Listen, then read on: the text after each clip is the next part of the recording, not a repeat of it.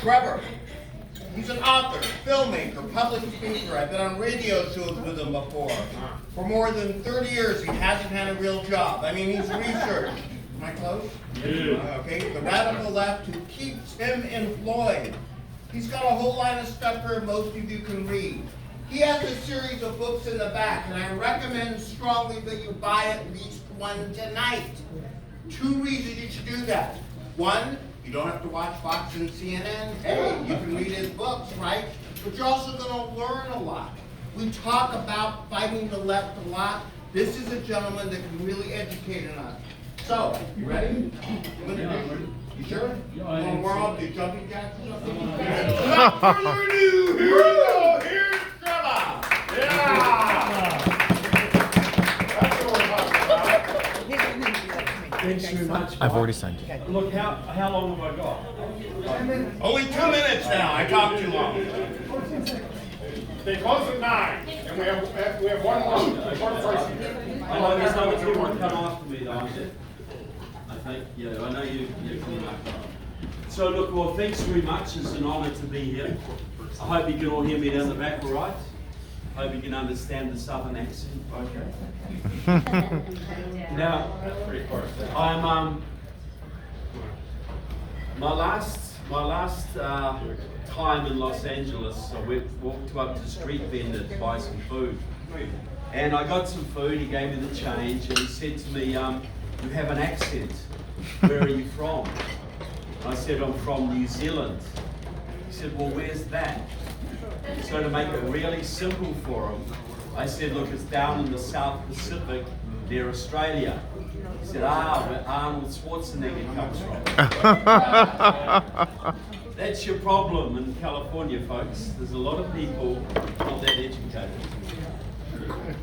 So, and I've just been back in New Zealand, and my dad's 90 years old. We spend a lot of time together. But when he was a little boy, now people always ask me why I care about the United States. And here's one of the reasons.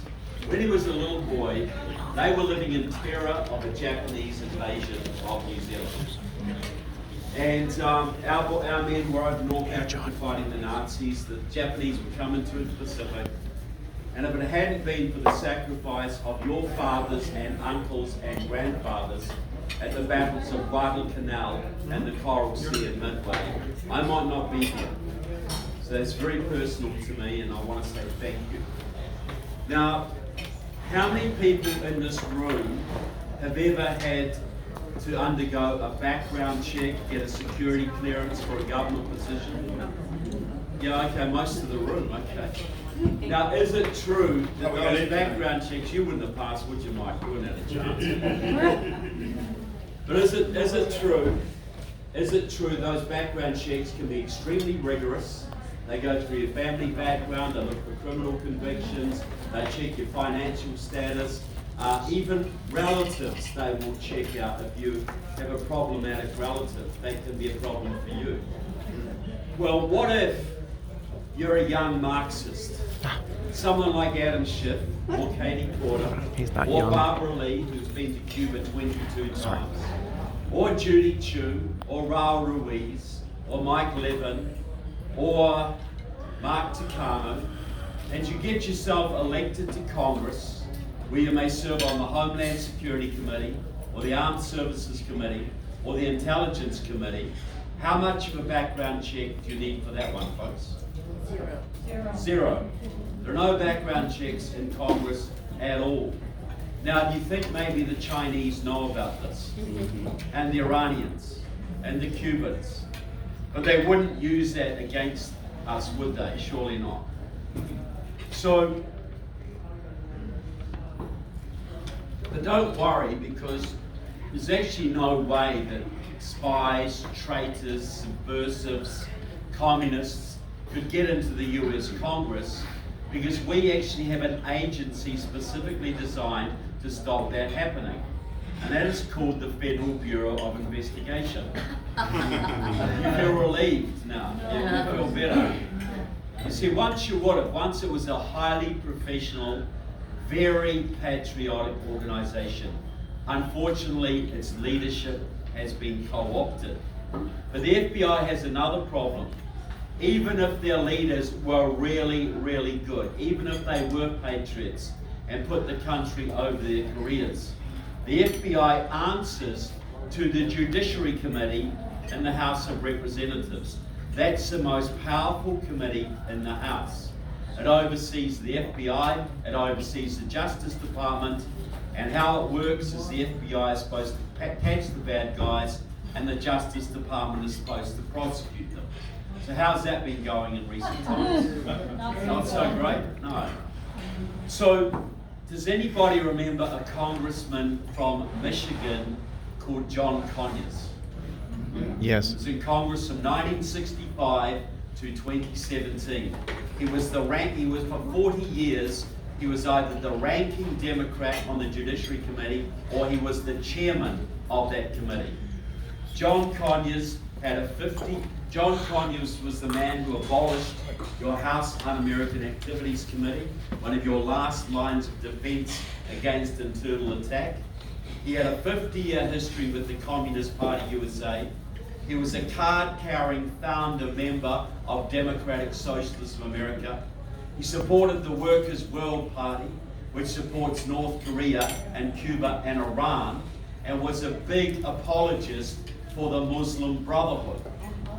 Now, who knows what the Muslim Brotherhood is here? I'm sure many of you do. Okay? They started out in Egypt in 1929. Their goal was worldwide Islam. During World War II, they worked with the Nazis. Then they worked with the Soviet KGB. They set up the Palestine Liberation Organization, helped to set up Hamas, and many other terrorist organizations. In America, right here, Cal State Fullerton, they have the Muslim Student Association, a branch of this organization. They have the Council on American Islamic Relations, all over the state, working legally. And when some of your Republican congressmen tried to get the Muslim Brotherhood designated as a terrorist organization, John Conyers gets up and says, no, no, no, they're a peaceful social service agency now. We should work with them, not against them. John Conyers was a hardcore anti-American Marxist-Leninist, working for Moscow for most of his career. But the FBI answered to him. Now, on that committee in recent times, you've had Judy Chu from the San Gabriel Valley, a long-time supporter of the Communist Workers' Party. Judy Chu basically runs much of the Chinese community in Southern California for the Chinese Communist Party.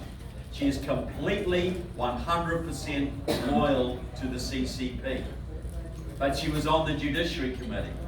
Now, who was the last chairman of the Judiciary Committee in the last Congress? Jerry The Nadler. Democrats were in control. Nadler? Anyone know? Nadler. You've seen him on TV. Jerry Nadler. He takes up the whole screen. It's Jerry Nadler from New York, right? Jerry, you know, the man who tried to impeach President Trump twice. And guess what? Jerry Nadler was also a card-carrying member of Democratic Socialists of America. The man is a Marxist, a full-on Marxist.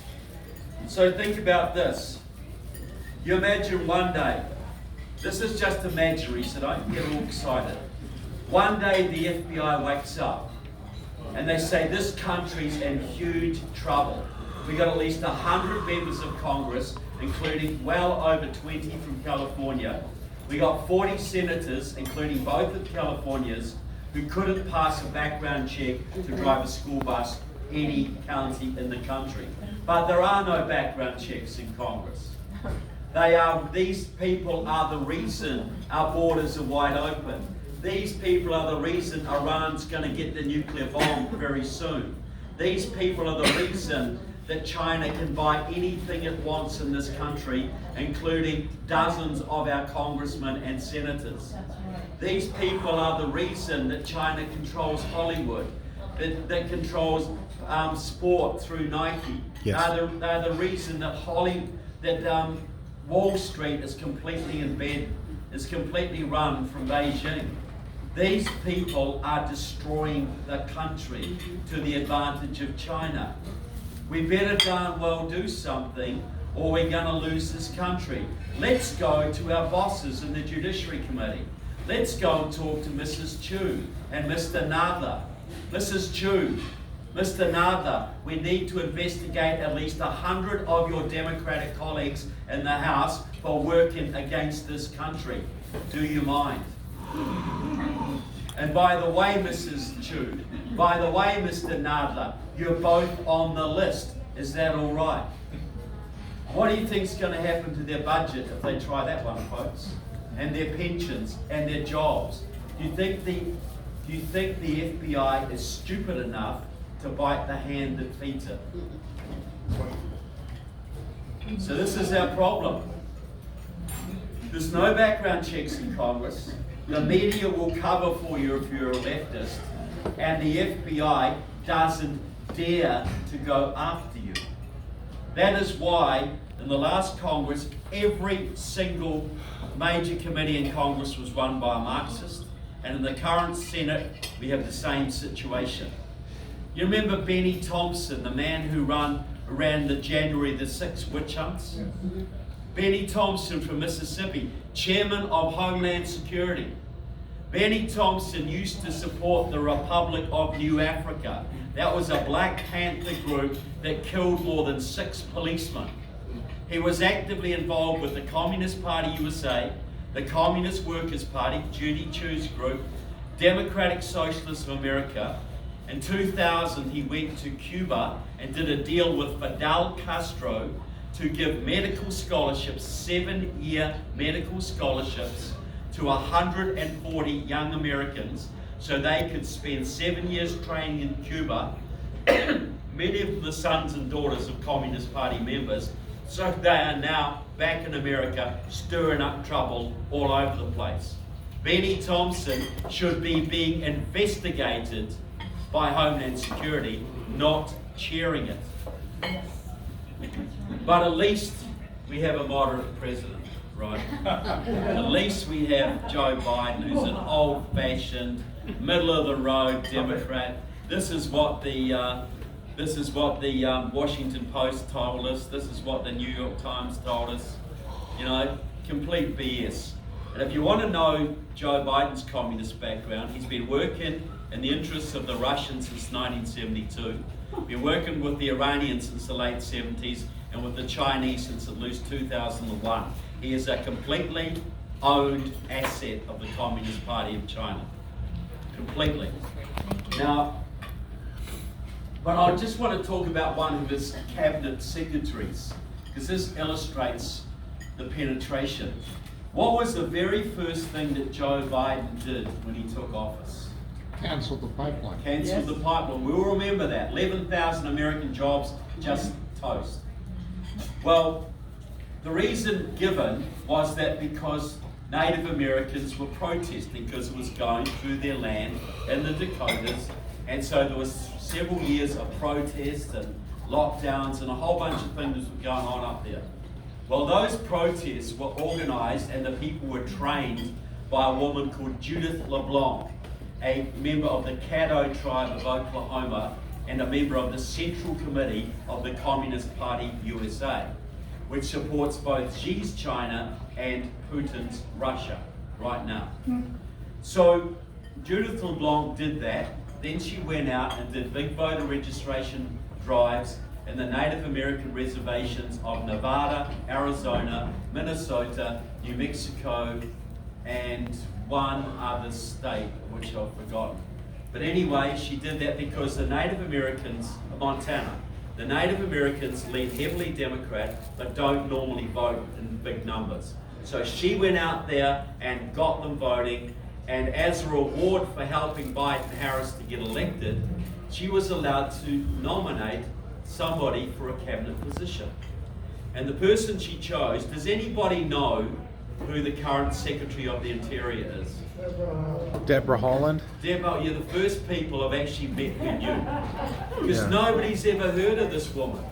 She was a second-term congresswoman from New Mexico, Native American. Nobody ever heard of her. Now she's Secretary of the Interior.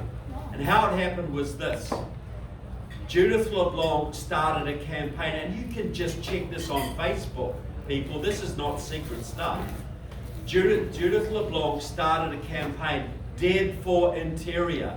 They had badges, they had buses, they had banners, they had celebrity endorsements. They got Alyssa Milano, they got Mark Ruffalo, Sarah Silverman, Hanoi Jane Fonda, Gloria Steinem, whole bunch of movie stars and Hollywood personalities.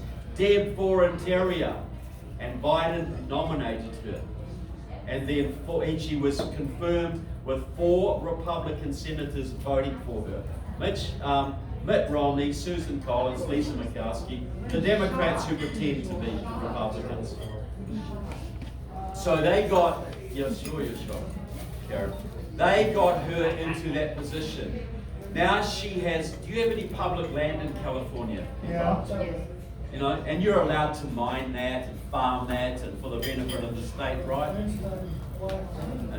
I'm being facetious here. Gavin thinks all of it's public land. Yeah, well, yeah, he does. But the point is this.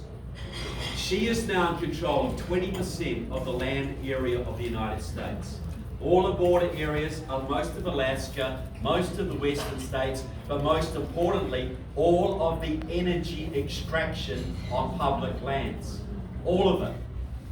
And she is shutting down every single energy lease she possibly can. Because she was put in power by an agent of China and Russia. And it is to Russia's benefit that we are starved of oil and the world price is high so that he can fund his wars.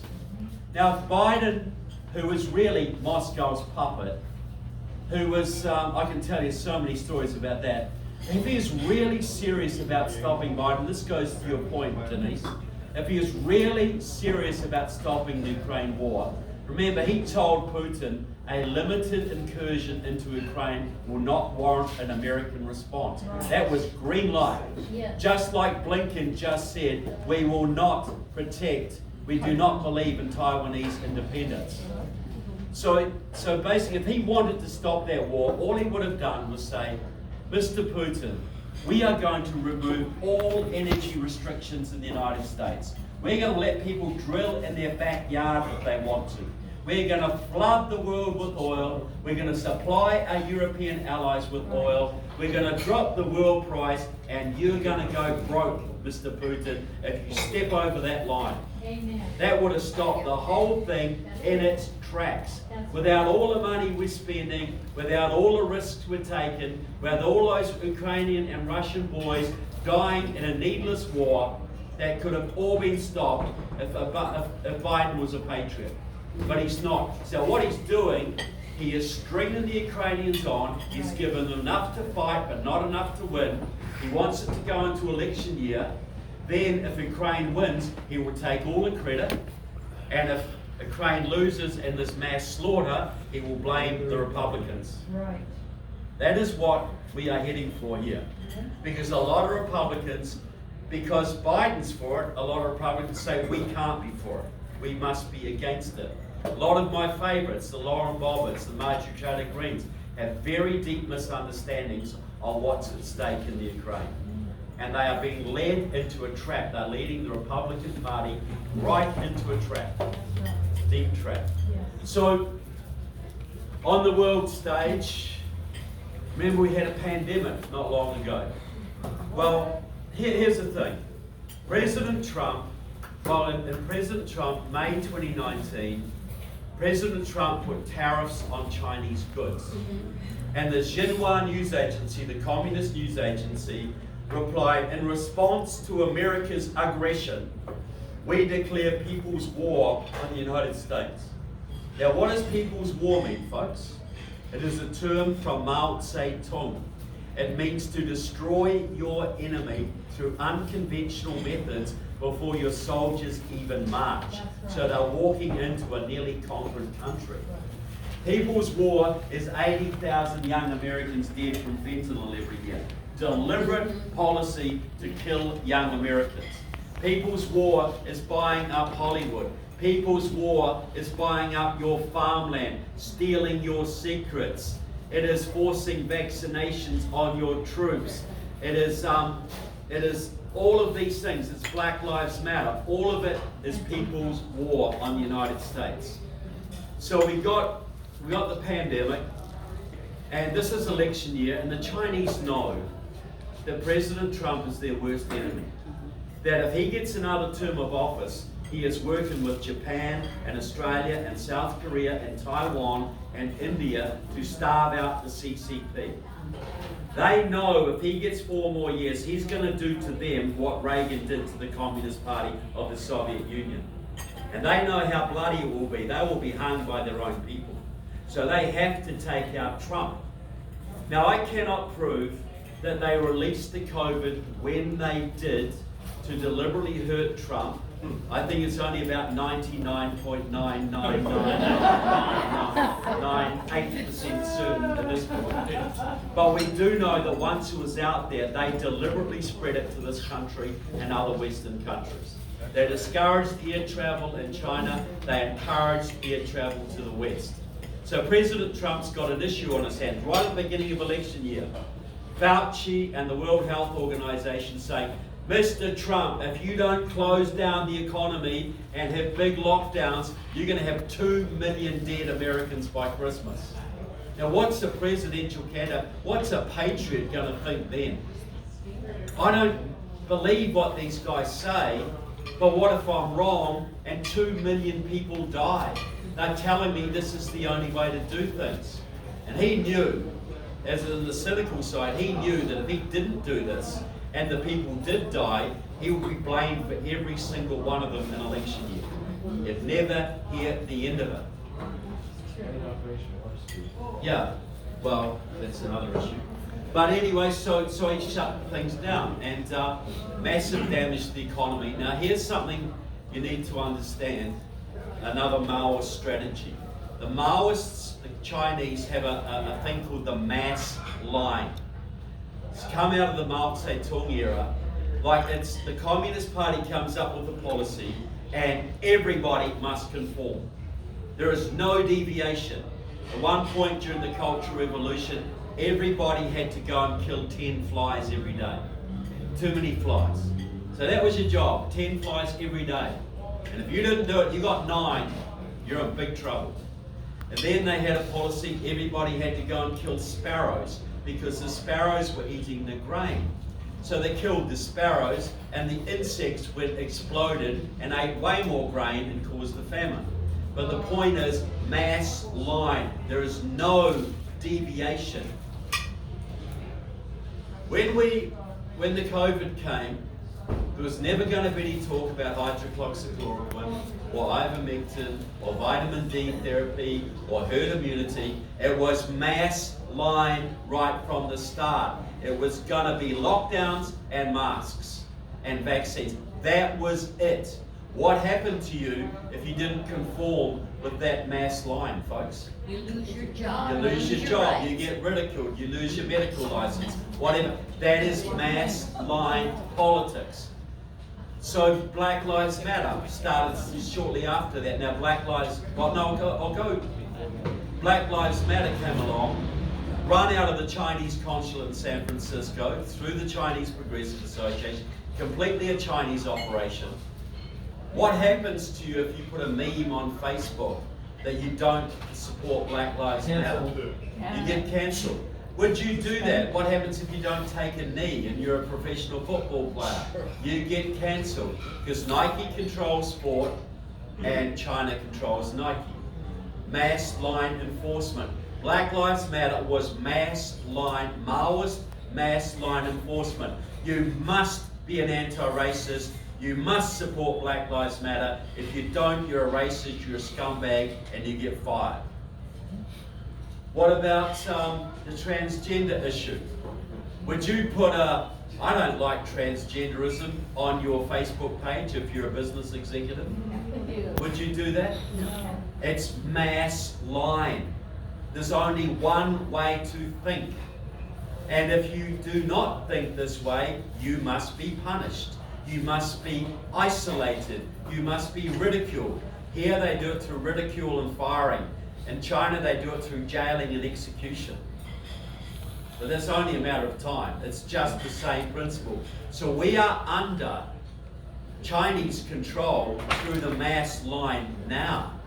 You don't believe in global warming? You know, well, I believe in climate change. I believe it's called spring and summer and autumn. It's been going on for a very long time. But if you don't believe that you don't believe that your gas guzzler is going to melt the oceans, melt the Arctic ice cap, what happens to you if you're a scientist and you challenge this? You are cancelled. Mass line enforcement. This is what the Chinese social credit scores are all about.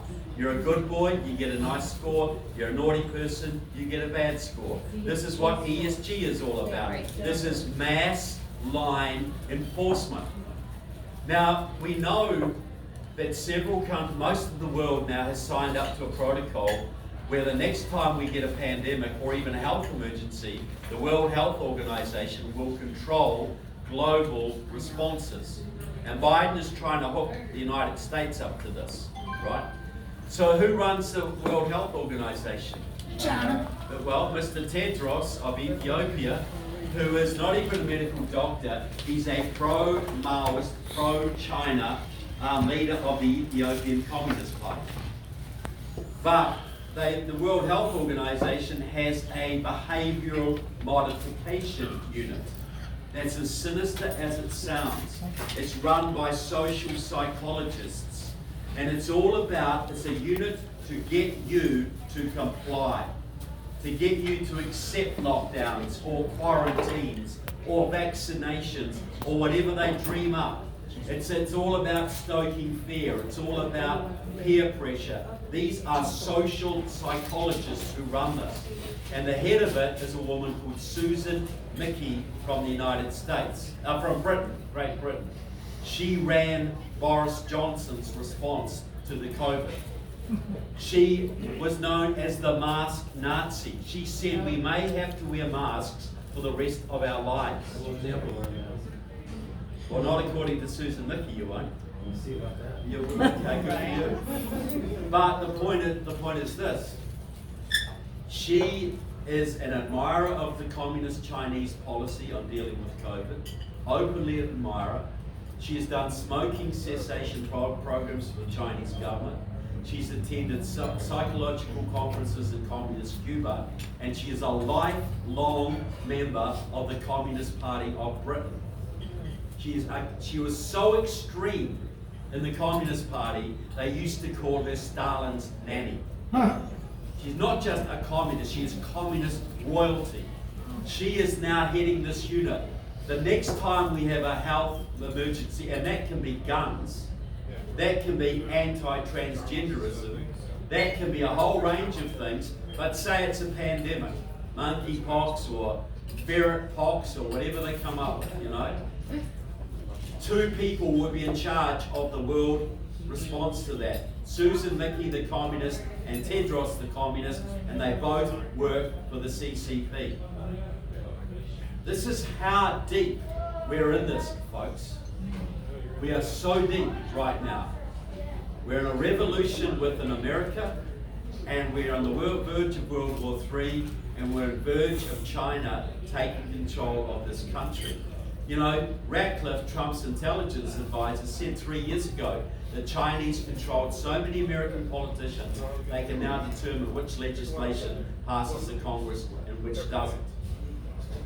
That's how deep it is. This state is run from Beijing, folks. This state is not run from Sacramento, it's run from Beijing through people like Gavin Newsom, but they are just puppets. All of those people up in San Francisco, Dianne Feinstein, Nancy Pelosi, they dance to Beijing's tune. Willie Brown, all of them, are all working for China. They've got a huge foothold here.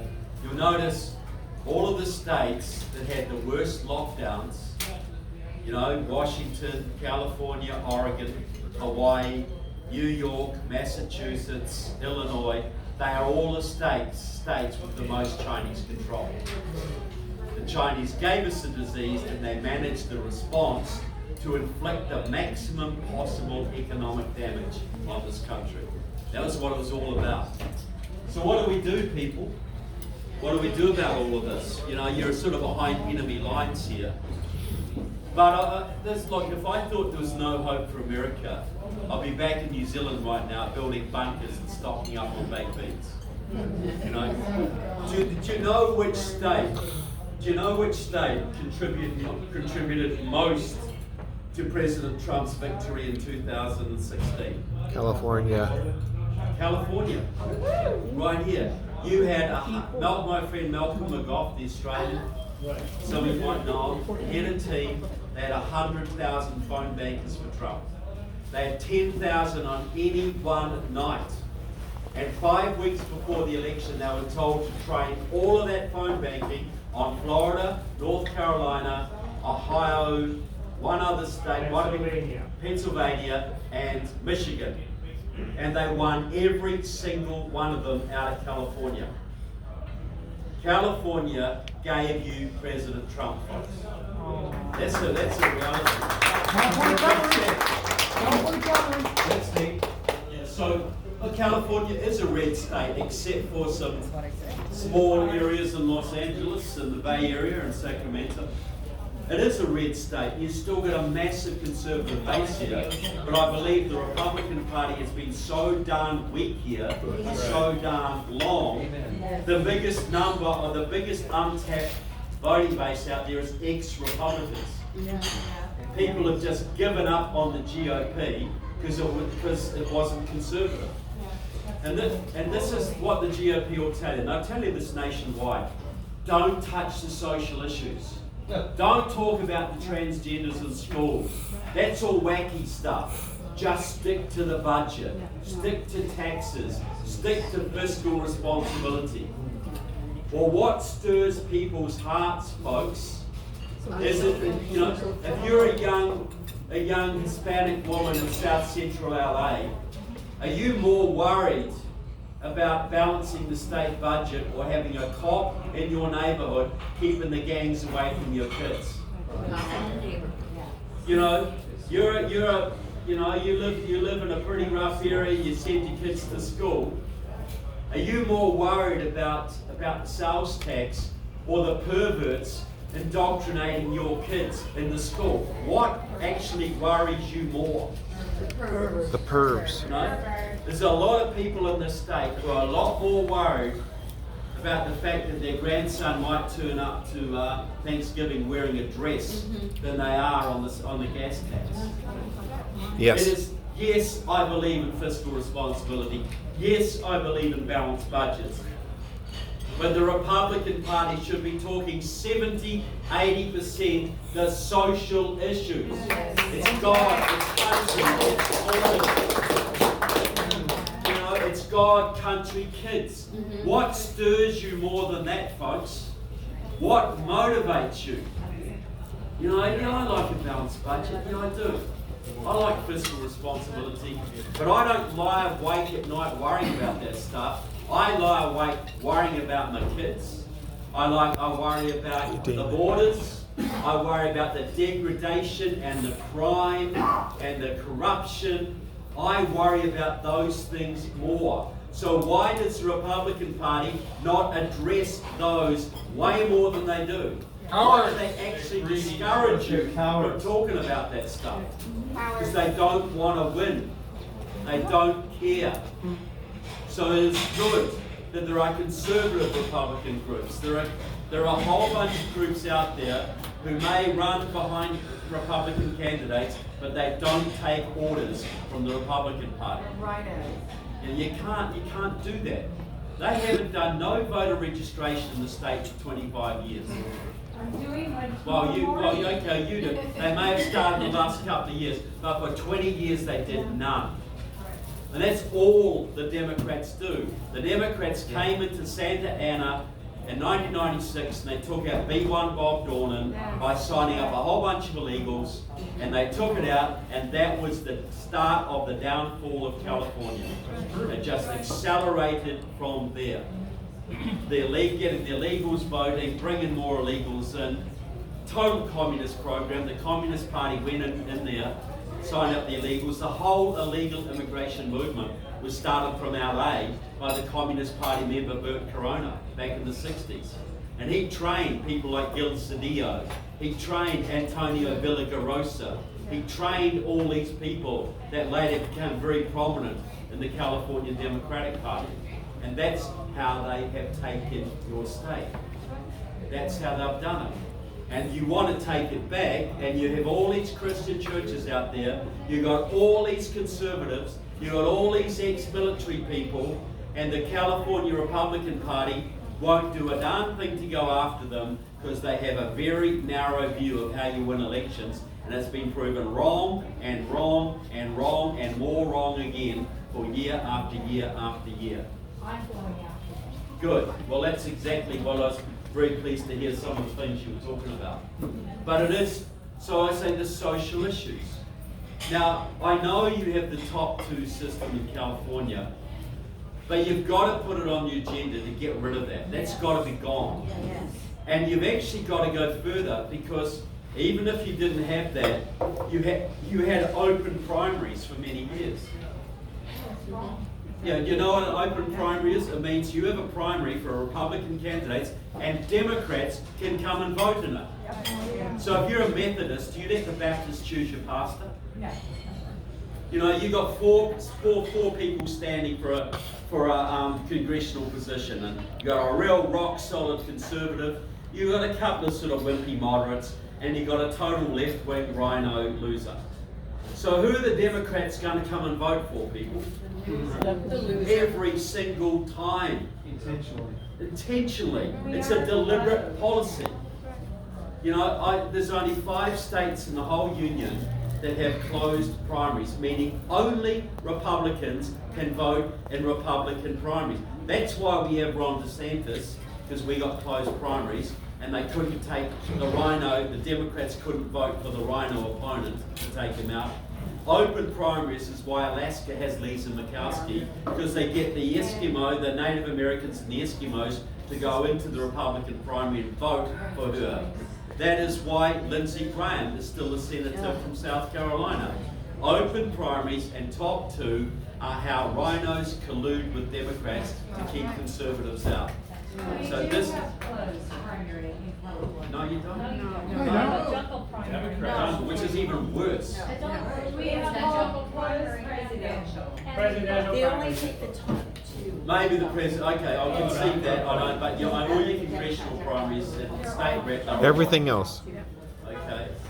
And I would put a restriction. You've got to be a Republican for a year before you vote. You can change on the same day. Yeah, I know, which they do.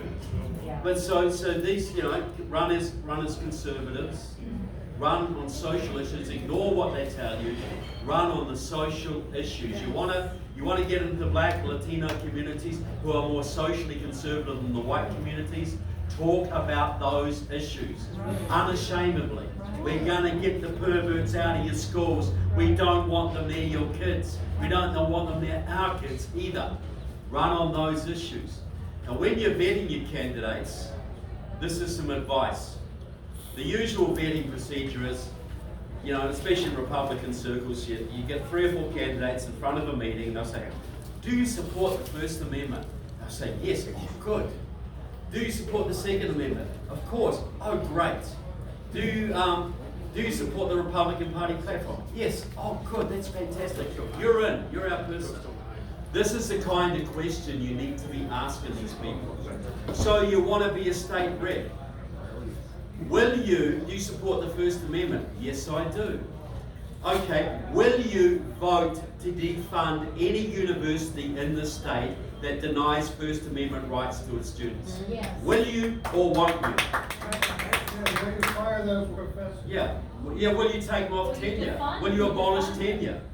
You know, will you defund the university? Will you or will you not vote to deregister teachers' unions who suppress the rights of the teachers to teach properly? Will you or won't you? Will you vote against any unconstitutional hate speech legislation in this state? Will you or won't you? You say you support the Second Amendment. Of course. Will you vote against any red flag laws in this state? Will you or won't you?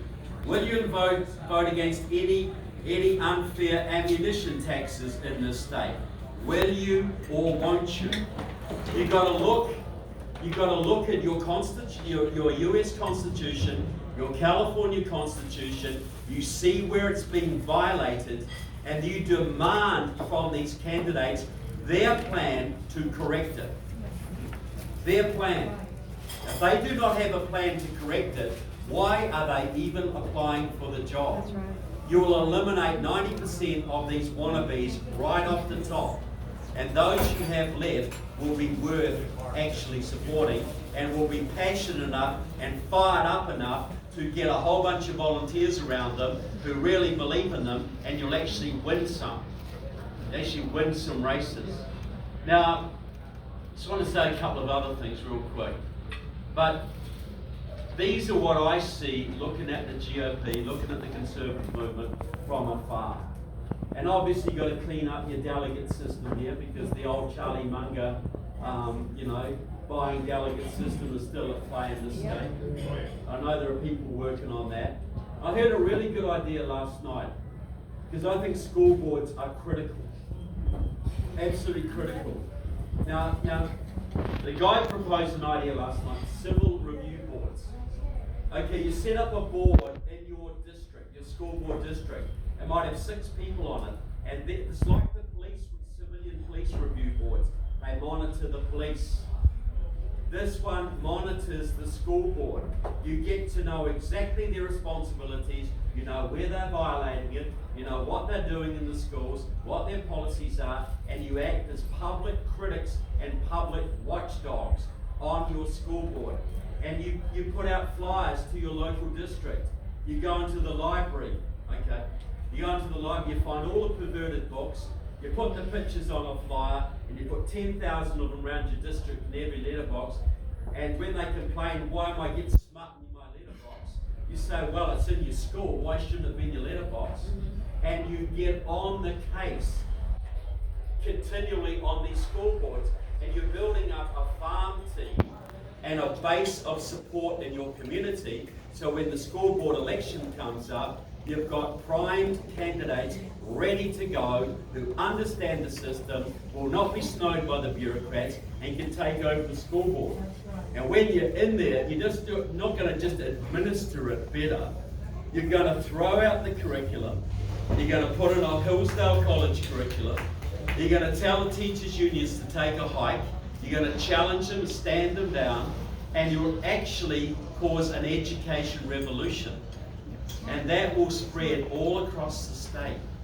This is the issue. Education, I believe, is one of the main issues that you can unite just about anybody on. There's a lot of liberal moms out there who hate the education system. But I'll take questions at the end. So these are some suggestions on how you do this. But here's one on a national basis that I think we must do. This is in the back of my book, Security Risk Senators. Part 1 profiles Padilla and Feinstein, their extensive communist ties. Part 2 has some of the solutions. Now, nationally, this is what we need to do. The big problem we have is massive foreign infiltration. Massive, right? It's in Iran, China, it's massive. It's completely affecting the politics of this country. So what you do is this. It's a model, you've got to model this on organised crime. Back in the 30s, there was a gang called the Purple Gang. It was the mafia of the time. And they were killing people all over America, contract killers. And nobody could ever arrest them because they had too many cops on the payroll, and if you testified against them, they would kill you. So they just went rampant, like the Democratic Party does today. So they brought in Thomas Dewey, a Republican prosecutor from New York. Your job is to take down the Purple Gang. So he interviewed 1,200 young men personally, and he formed a unit of about 50, I believe, like an untouchable unit of just vetted, loyal, brave, courageous guys, totally honest. And then he went after the Purple Gang. And he'd catch a little guy, and he'd say, right, you're going to go to jail for 5 years unless you tell us everything you know, and if you do, you get immunity from prosecution and you'll get witness protection. And so they started flipping, and they flipped, and they flipped, and they flipped. They put 3 or 4 of the leaders on the electric chair, and in 2 years, the Purple Gang was dead. This is how you do it. This is how you take down mafia gangs. You find the low-hanging fruit, you catch them for something, you offer them a deal if they will flip on the people above them. So this is what you do to sort out the American problem. You form, President Trump or an equivalent forms a new intelligence agency. You might vet 20,000 people to get 1,000. Nobody from the current CIA or FBI, maybe some from way back as a bit of a guideline, people from special forces, good cops, get a really, really dedicated unit. And then the president declares a 3-month amnesty for all foreign agents and traitors working in America. You have 3 months to come forward to this new agency and spill your guts. Tell us every single thing you know, who you paid off, who paid you, who you're working for, what the Chinese are doing, what the Iranians are doing, what the Russian mob's doing. You tell us, and we will not prosecute you, and we will give you a new identity if necessary. But you'll have to appear in court and testify. And if you don't come forward in 3 months, we'll have so much evidence, we're going to get you, and you're going to go to jail for 40 years. You'll be in Leavenworth for 40 years. This would throw every foreign intelligence network in the country into complete chaos and meltdown. Because nobody would know who'd flipped and who hadn't. The dirty senator wouldn't know if the corrupt Iranian businessman was wearing a wire, and the Iranian wouldn't know if the senator was wearing a wire. That would melt all these networks completely down. You'd see probably 100,000 Chinese leave the country. You'd probably see a whole bunch of Russian mobsters sell their mansions in Miami, go back to Moscow. You'd see a whole bunch of big tech guys stand down. A whole bunch of senators would stand down for family reasons. A whole bunch of academics would leave their positions, and you would get the biggest clean out we have ever seen in American history without firing a single shot and only having to probably jail a few hundred people. You'd see a massive clean out. I think this is the Christian way to do things, people. If you are willing to repent and apologize and make things right and seek forgiveness, I'm willing to give you another chance at life. Your punishment's between you and God. You know, because a lot of people get trapped into treason, they get in a business deal, they don't understand, they get compromised on a trip overseas, their family gets threatened, they want a way out, but there's no way out right now. Give them a way out and you see them flipping. They will just flip like you haven't believed, and we'll have the biggest clean out you've ever seen in America. And Americans would finally understand how deep the penetration is by China, by Iran, by Cuba, by Russia, and many other nations. So what I'm saying, folks, is there are many solutions here. It is a matter of political will, it's a matter of getting right people elected, and it's a matter of us doing the right thing. Because I'll say this, I don't think we're going to get out of this without divine providence. You know? But this is how America was founded, you know? The American Revolution, the famous fog that came down on New York Harbor just at the right time to save George Washington's troops. The bullets that went through his hat but never through him. The American Revolution was led by patriots who had the idea that man's rights come from God, not from government. And they fought for years for that. And this is how I believe things work. You look at David versus Goliath. David with his little bit of string and a rock up against Goliath. How much courage would you need to have to do something like that? A mustard seed. And where does your courage come from? Faith. Faith. Your courage comes from your faith. So the American revolutionaries proved to God through their courage that they had a very deep faith. So he would look at them and say, these people deserve help. Just like David deserved help. Just like Gideon's army deserved help.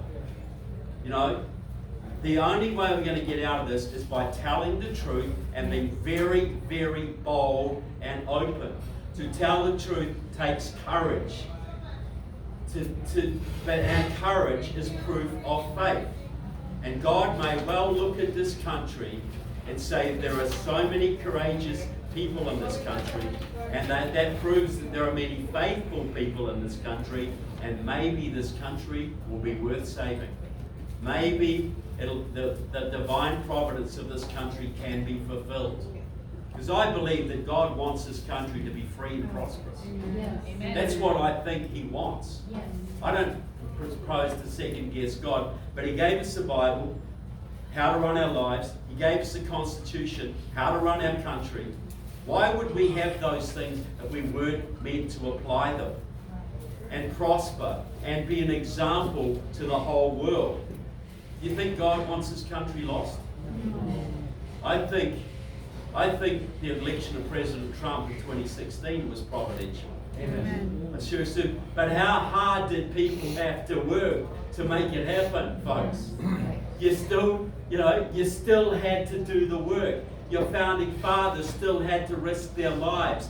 Gideon's army had to risk their lives. David had to risk his life. He had to actually do the action. He had to put himself out there, not knowing what the outcome would be other than from his faith. So I think this is where we are, folks.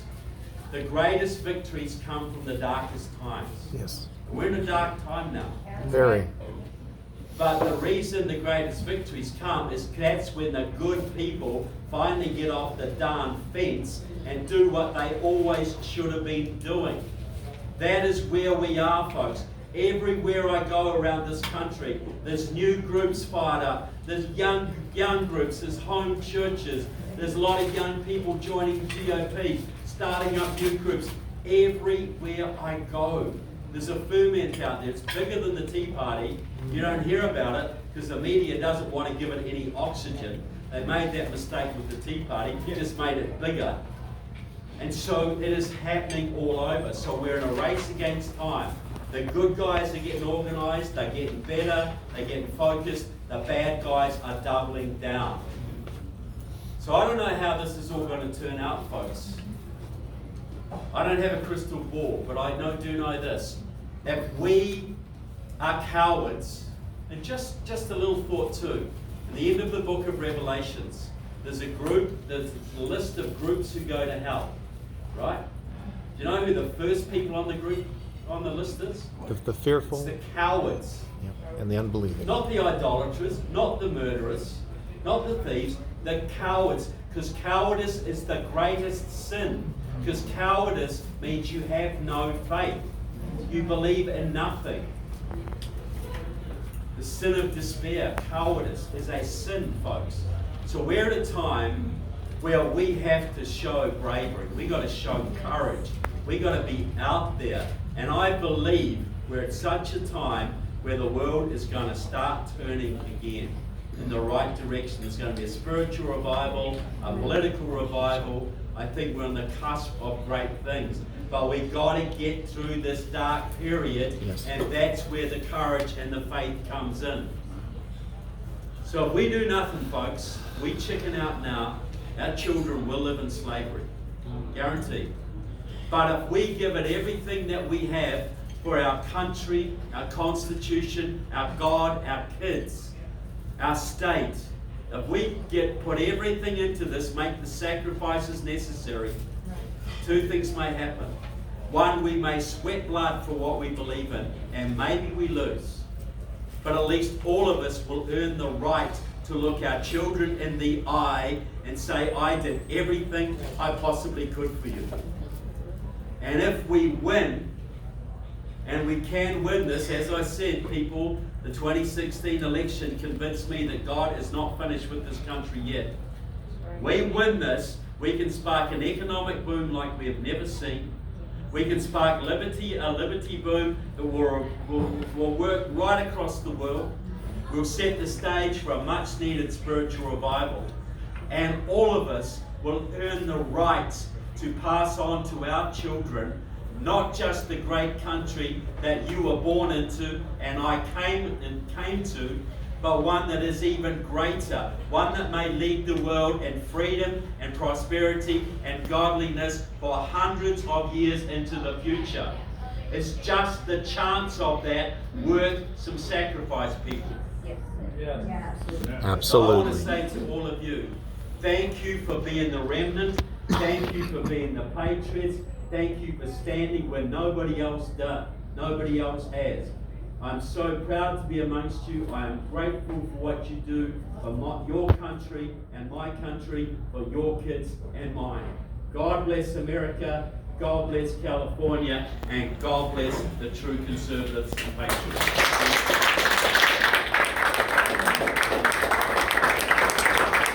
Give them a hand. Yeah.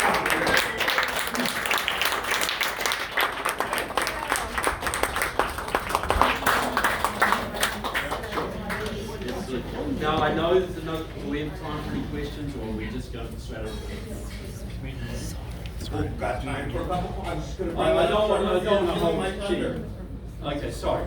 No, I'm kidding. Trevor, anybody have any questions for Trevor? Just a couple of questions, because I know we have enough space. And before we ask those questions, and I'm kind of kidding, but every time you ask a question, somebody should buy a book. Okay. Look, I just say, I'm kidding. Go ahead. Before we have a question, go ahead. Okay. So this is this has to do with your take on the Ukraine-Russia situation. Okay, so you made a really it was a very controversial video. You were critical of Ron Paul. You've mentioned it even now regarding their stake on the issue. Let me start with my thoughts on it. I'll do this as quick as I can. My feeling about this, I don't like Zelensky. I don't like the Ukrainian government. I see the vile things that they're doing to their own people. And I'm not saying that Putin's a good guy. Okay, I'm not saying that either. To me, the best thing that the United States should be doing is to be suing for a peace, not putting any money into this.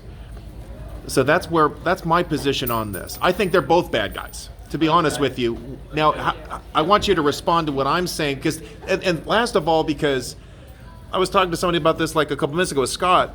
You know, we've been down this path 20 years ago, and I was a guy, let's create democracy around the world, and that blew it up in our faces. So I think we should be suing for a peace. What's your response to this? Okay, no, great question. I want to answer this. Now, I just want to say very quickly, what are the vile things Ukraine's doing to its people? Tell me the vile things. Let's see. Zelensky has shut down First Amendment. There's no freedom of speech. It's a total dictatorship. He is taking away monasteries. He's shutting down public None justice. of that's true. Okay, I'll tell you. The only monastery that's been closed down was one group of Russian Orthodox who were working for Moscow was kicked out of a government building. It's the only incident of religious persecution, anything in there.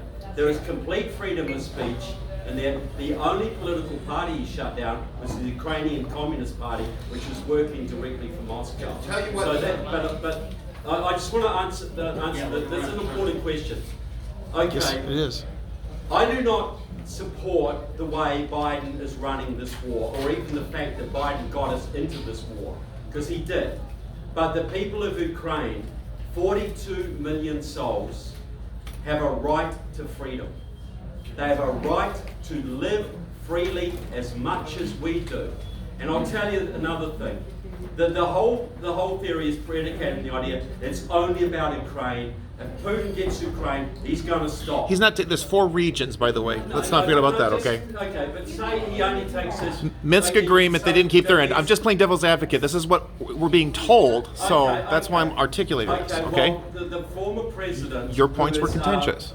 Medvedev, who is Putin's confidant, said recently the reason for this war is to create a Eurasian homeland from Vladivostok to Lisbon. They have already threatened to take back East Germany. They've already threatened to invade Poland. They're already destabilizing Moldova. They've already threatened to take back the Baltic states. They've threatened to attack Japan, and they've also threatened to take back Alaska.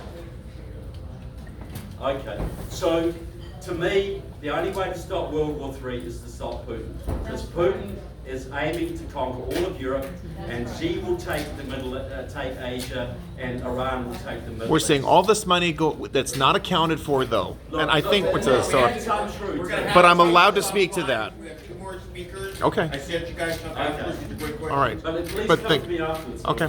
Yeah, come afterwards, we're gonna take it. Sue, you've got 1 question and 1 minute response. Yeah, okay, sorry. Thank you, appreciate so much mentioning about the board that we have, and I wanted to ask you about, you visited so many grassroots. Sorry? So many meetings, and you go and speak, and you see Oh, yeah. grassroots coming up, but what is your thoughts on the relationship with the GOP and the grassroots? Because we're all one side. Watch out, please. Yeah, what is the relationship Thank you. between the GOP and And the then grassroots? especially because recently, Thank you. the platform committee is now made up of, No, Sue, you would appreciate, that's too deep a question Oh, for okay, right just now. that, Okay. yeah. We can talk Wait, afterwards. no, but that's a serious question. Wait a second. My question was serious too. We'll let her finish.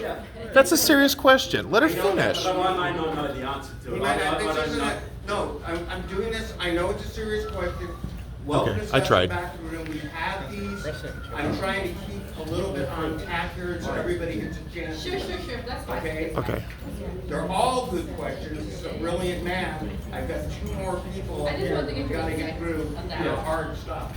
Yeah, look, I just say with the GOP, look, I would like the whole movement to be as unified as possible. That's right. But we cannot be unified under the control of the currently existing GOP because it is far too moderate and far too weak for the base, for the energy we need. So you work with them where you can, you work in the campaigns together, but you talk about your own issues. You go into the community, you talk about transgenders if you want, you talk about social issues, you talk about scoreboards. If the GOP says, no, we don't want you talking about that stuff, you say, take a hike. I'm trying to get elected here, thanks very much. So it's one of respect, it's one of unity where you can, but you've got to put the grassroots first. You've got to put the social conservatism first. You've got to, they don't have a winning record in this state. So therefore they haven't got a real grasp on what's happening here. You have. You're conservatives. You're more close to the base than they are. So when it's a contradiction between the base and them, you choose the base.